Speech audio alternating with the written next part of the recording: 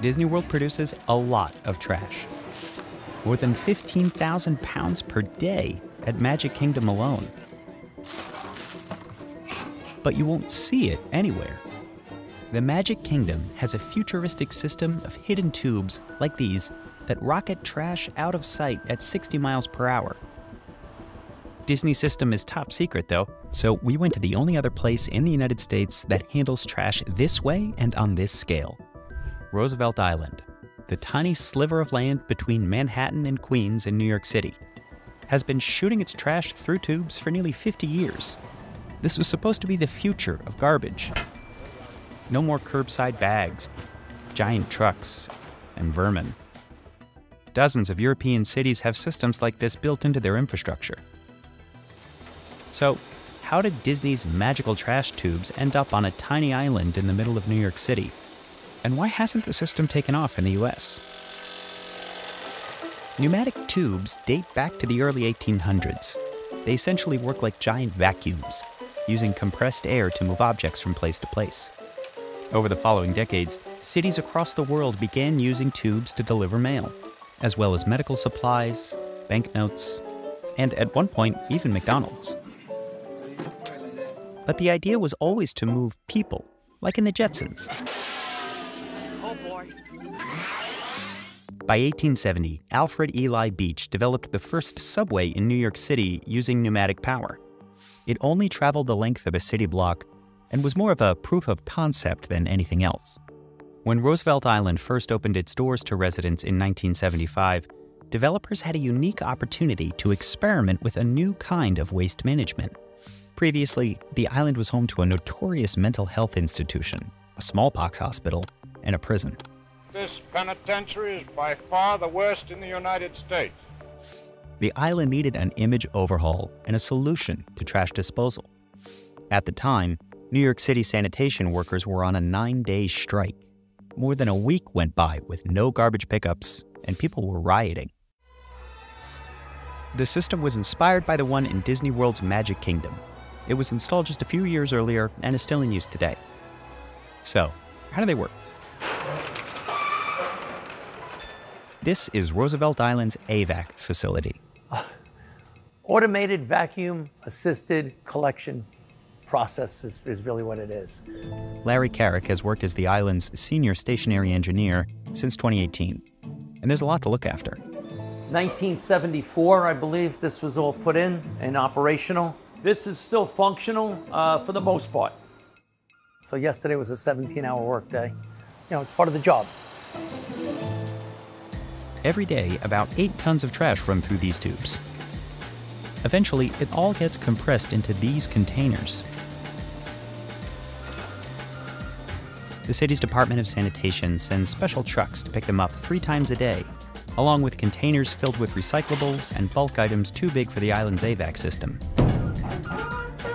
The trash goes to a transfer station in Queens. There, it mingles with garbage from the rest of the city and is sent to landfills or incinerators that burn trash to make energy.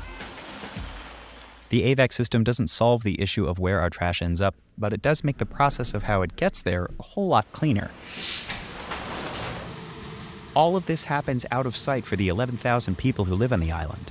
I've been here for 5 years. I found out about two weeks ago. But the AVAC system is far from perfect. Decades of wear and tear have left the pipes prone to jams and leaks, especially when residents don't understand what the system can handle. Anything you could think of as far as crazy hockey sticks. Somebody threw a bed frame in there. A bunch of carpeting, backpacks. And then I've heard about the infamous mattress and the infamous straw. Goes around. So it's something to laugh at. Fixing these jams requires some creative solutions. So this basically spins when we have the handle on it or a machine. Hopefully it grabs into whatever is the jam, and we're able to pierce through the garbage. Once we get this in good, we try to rip it out. When it comes to bigger repairs, someone has to crawl inside. And these tubes are only 18 inches in diameter. If there's a leak on some of the pipe, we'll have a gentleman that'll actually climb into this area. He gets onto a skateboard along with some welding equipment, and he'll end up skating in here so we can weld up the hole itself. It's very simple, intuitive, easy process to use when it works. When it doesn't work, it stinks. But despite the occasional breakdown, many residents prefer it to traditional trash collection. Judith Birdie moved here in 1977, 2 years after it opened to residents. And as president of the Roosevelt Island Historical Society, she literally wrote the book on it. Oh, what a wonderful book. I think I'll read it. She said she couldn't imagine trash collection any other way. There's no way I want a traditional garbage pickup. I love it that we don't have trash on the street. You don't see a rat anywhere to be found on this place. In other parts of the world, AVAC systems have a more modern touch. In Norway, these different cans separate trash from recycling. And in Sweden and Spain, some are even fully automated.